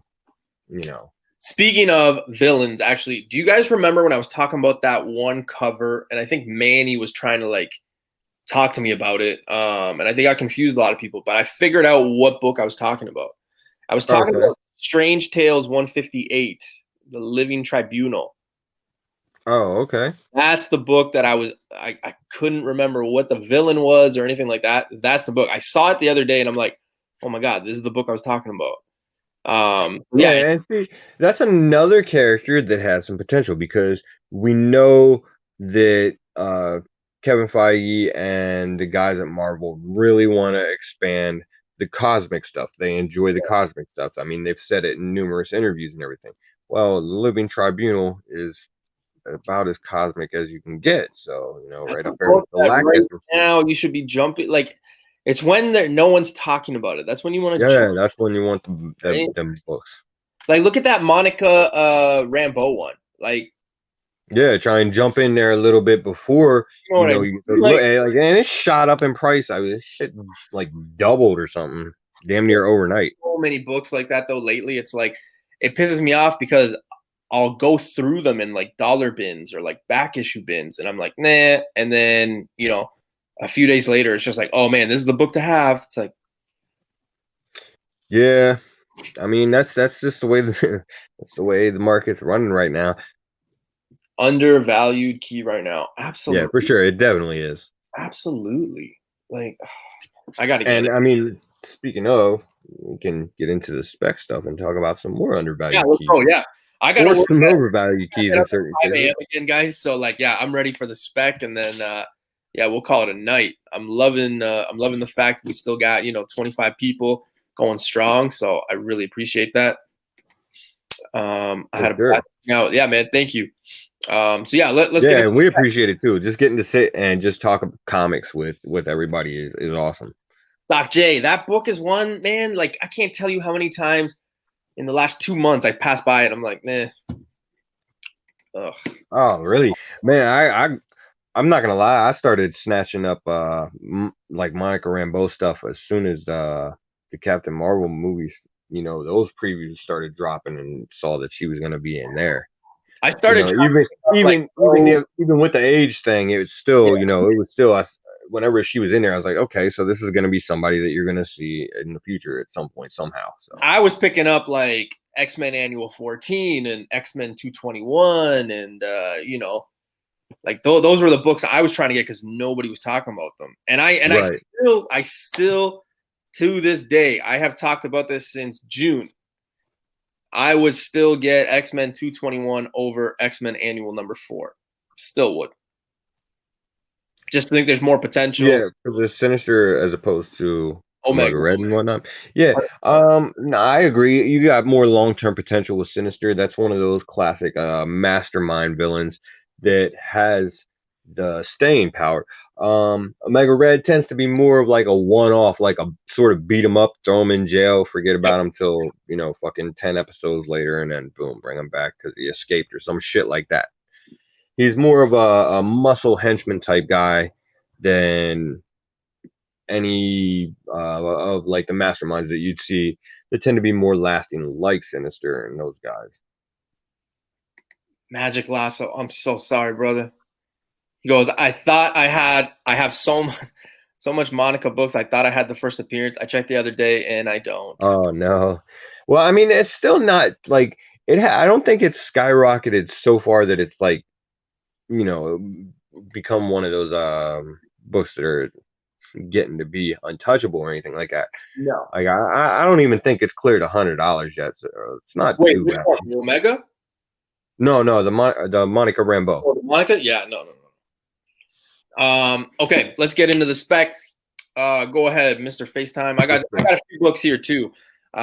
This week I kind of have some that might not be too cheap, but hey, they're spec and they might be a little high, but you might be getting a deal now as opposed to in the future. So For sure. Okay, so well, what I did this week was I got a few characters that are gonna have some obvious potential in the MCU in some form or fashion, and just grabbed a couple of the keys for them, so to mention as points of interest. yeah, But the first one that I'd start with probably I don't know if it's the most obvious on the list, but it's pretty up there. Uh, Beta Ray Bill. Thor 376 or 337 is your first appearance. Now, that's already got a pretty decent price tag on it. But this is a character that you're probably going to see show up in the MCU, and he's got the potential to be one of those characters along the lines of like a Groot or a Rocket the Raccoon that has that staying power through just how entertaining they are. You look in comics and the comic book fans, he already has such a niche following that it's probably just going to expand when they bring him yeah. in the MCU. So Thor 337, like I said, it's already got You're saying a pretty high value on it. 339. Right. 338 and 339 are two other ones. You can get those two at decent price. 38, 338 is the second appearance. 339 is obviously the third appearance, but 339 also has a significance of being the first appearance and the origin of Stormbreaker, Yeah. his hammer. So it's another kind of like minor key that's worth having. That whole 3-book group right there is a great one to have if you can get it. But if you can't get, 337, 338, and 339 are good books to have a Beta Ray Bill presence in your collection. Yeah. Another good one for him is Stormbreaker, the saga of Beta Ray Bill, number one, obviously the beginning of his miniseries. It was a great miniseries. It's got a good cover on it. It's a nice book to have in your collection value wise. That is the first appearance too, I believe. What's that? I think that has a first appearance in it. Yes, there are some first appearances in that. All in one. I believe. Yeah, there's Alpha Ray Bill has got a first appearance in there. It's a character that they could potentially bring back and do something with if Beta gets more of a following. You never know. Maybe see a solo movie or something. Who knows? So all right, got another character. We'll talk about Brother Voodoo. Strange Tales 169, first appearance. Now this is a character that's got potential because you're probably going to see them show up in the Doctor Strange or the mystical aspects of the MCU. The other potential that they've gotten there is once they bring them in, you start getting more of that outlet to things that they'll be looking for in the far future.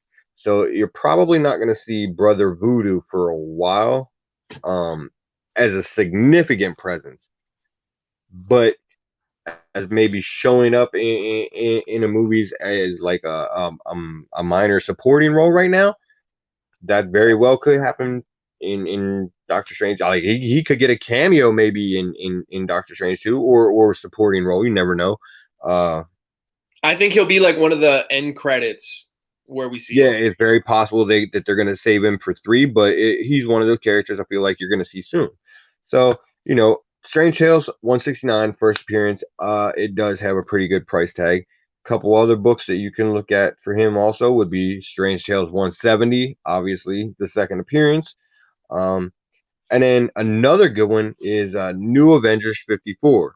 And the reason that this one is significant is because it's actually where he becomes Dr. Voodoo in the comics because he becomes the Sorcerer Supreme.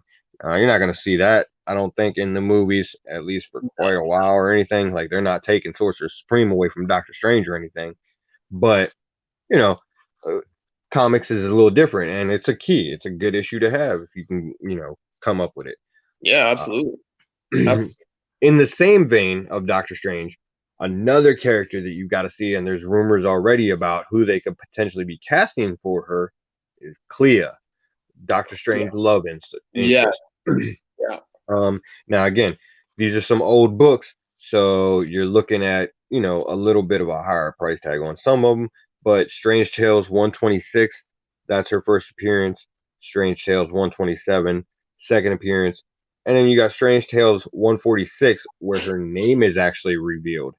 And that one has a bit of a lower price tag on it, but still a key, for Clea that you could see get some action whenever, she finally comes into the movies because of that reveal.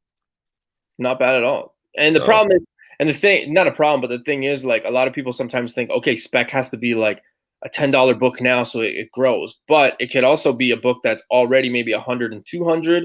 And then if it hits, hey, guess what? You're looking at a 5 to 6, maybe 1,000. Right. The way it works, right? So, take it with grand assault, I guess you could say. And those are all like really good choices, man, for sure. I got 2 more for you.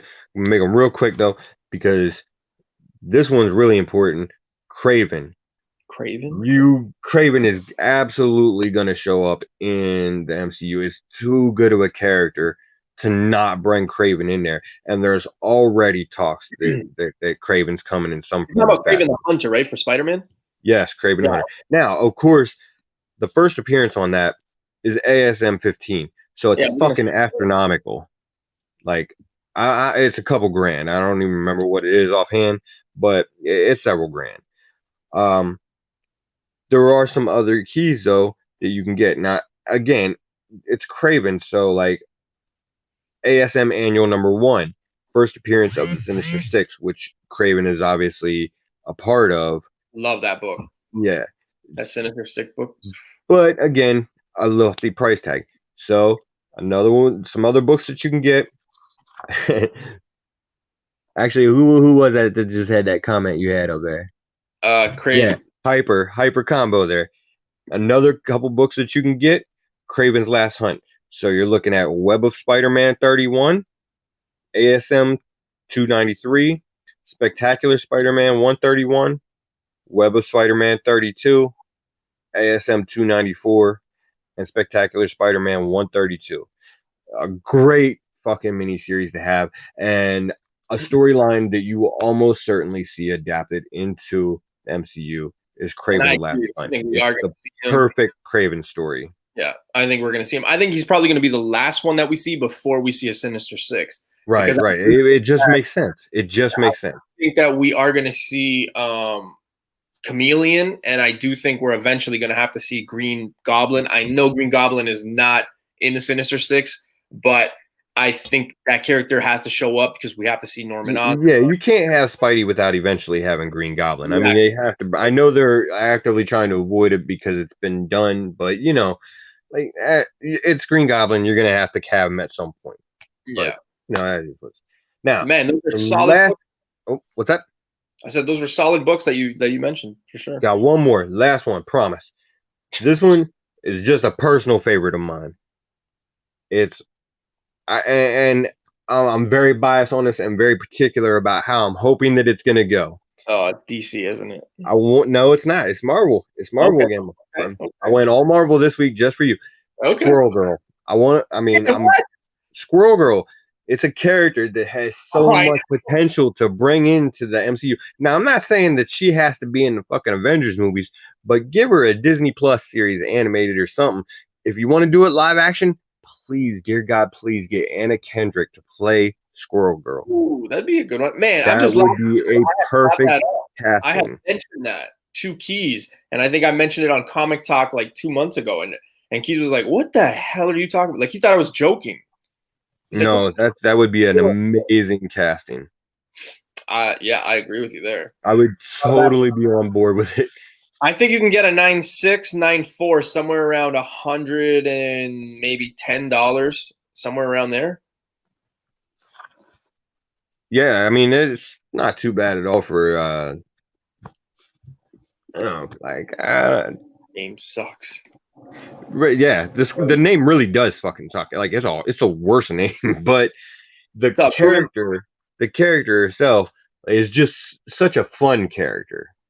Yeah, and I mean, you could see if you give her like Anna Kendrick and just let her run with that shit. Like, I mean, sort of an equivalent of Marvel to trying to like maybe get in there with it, some competition for the Harley Quinn animated series. Just some potential there. Yeah. My spec books for this week, I was kind of doing some. I always look. I try to look from like the outside of certain things. I don't try to look at the same lens as everybody. I do have some books here. That is a lot of squirrel nuts. Yeah, I do have a lot of books here. I think I have 4 here that I really want to touch base on. The first one, with all this, Camila Khan stuff coming, I think one to look for. It's really cheap, but you never know. I'm not saying it has the potential to be like a Mary Jane book or esque, but her lover is Cameron or something like that. It's Miss Marvel number 13. You could find this book for like $11. It's obviously probably going to be a character that we see, seeing how, it's probably going to be like her love interest. It is her love interest, but, young things like that. So that's a book I think, you could probably get it right now. Like I said, I think the last one I saw on eBay was like $11. You never know. For sure. Now, as a side note, just for anybody that is interested in that book particularly, the only thing I would say is just be careful and pay attention whenever you're looking them up, because you'll see a lot of other Squirrel Girl 13 listings for a first appearance of a character that was the next volume that recently just happened, and you would end up getting the first appearance of Amulet, which isn't a bad thing necessarily, but it just wouldn't be the book that you're actually looking for. So you want to make sure you have the right volume on that one. They put, 2 significant first appearances in the same issue on both volumes, and they weren't really like, they were only a couple years apart. So, I heard a couple people that got pretty pissed off because they went and they bought it kind of recklessly without looking too much whenever the Marvel news dropped, and ended up bringing home, you know, some copies of Amulet instead of instead of Cameron. Jeez. The other book I got here is now this is something, you know, you guys know how I love Rogue. She's basically like my first comic crush, but Defenders 15. This is the first appearance of the Brotherhood of the Evil Mutants. You know, I think Rogue could join that. That's where she kind of starts. I think we could maybe see something like that in Captain Marvel 2, somewhere around there for a short period. I'm not saying it's going to be a long term. I don't think this book is going to be like $1,000 book. If anybody is thinking that, I don't think it will be ever. But it is a book that you could, you know, buy right now low, and maybe, you know, for an investment reason, you could make a few bucks. The other two books are a little pricier, but again, these two books, they could have, you know, more investment on them. You can make a little bit more money on them. And those books are Submariner 5, which is the first appearance of Tiger Shark. You could probably find that book raw on the cheaper side, graded, mid-grade. You're looking at almost $300. It is a villain, but I think it's going to be probably one of the first ones we see of him. Yeah, bro, I'm totally on board with the Tiger Shark. Right. Yeah. And the other one is actually a Thor villain, but we could also see him with Kamala Khan, and that is High Evolutionary. That's Thor 134. You can find this book relatively cheap-ish. The high, you know, anything 7 and up graded, you're looking at, you know, kind of crazy prices. But if you can find this book, I mean, you got to score. It's a really good book. I personally think we're going to see him. So yeah, I don't know. It's Thor 134, like I said. So it's a book that I would probably be on the lookout for sure. Yeah, I mean, it's another character that sort of fits into that whole that whole sort of cosmic pantheon. Yeah. So there's a lot of potential there for it, definitely. Yeah. So you never know. But the only thing that scares me about that book is the fact that it's a villain, right? And right, villain spec is always a lot tougher because you don't know how long that they're going to stick around. There's a lot more ebb and flow with them. Yeah. But you know, if you're getting it for PC, you know, you can't go wrong. No, it's a dope. I mean, if you're getting it for resale, I mean, you just gotta, it like anything else. If you're trying to sell books or whatever, it's like selling stocks or whatever. You got to know your individual market and figure that stuff out. Obviously, you buy when stuff's low and sell when it's high. Yeah, exactly. Same thing as trading stocks. I mean, it's a simple system. So, and it's like Murphy Lee said, what goes up must come down. And, you know, it's just a circle. It's a circle that, you know, that happens, especially in comics, man. So, yeah, right. Exactly. Thinking, yeah, that's it for me on the spec side. I really like the conversations we were having, guys. Hopefully we can get on later this week, do a comic talk, and we can go back to, you know, talking about those books. You know, if you only could pick one book, or if you only had a certain amount of money, what book you would get. I think that conversation was kind of really fun, so I appreciate it. Sure. I got video dropping probably sometime next week, probably on the weekend. So just be on the lookout for that. FaceTime, you got anything coming? Yep, I got another character spotlight video coming for Victor Zsasz that I'm gonna be doing here pretty soon. Got one that's gonna be coming a little farther down the road that we're planning out already, and I actually got something special that gonna go ahead and just, I guess, drop the news now. We're gonna eventually, within probably the next couple weeks here, have a show that I'm starting where we're talking about more like indie books or small press books, and we got a special guest that's going to be coming on for the first show of that to talk about their particular book that looks fucking amazing. Sweet. And that's a few weeks away, you said? Yeah, I believe we're probably looking at about 2 weeks on that one. Okay, cool. That's not bad. So you guys know where to find the man. If you follow him on Instagram, If you're new to the channel, thank you for joining. And yeah, we do this every Monday. We usually do our comic talk every Tuesday. However, it's just been a little crazy because of work with, Pickle Joe and key issues. So definitely let me know. Oh, Six Face is saying drop your link. FaceTime. I got you. I will get that right now. 1, 2. You just came near the end, brother. But thank you for stopping by, man. It's always appreciative.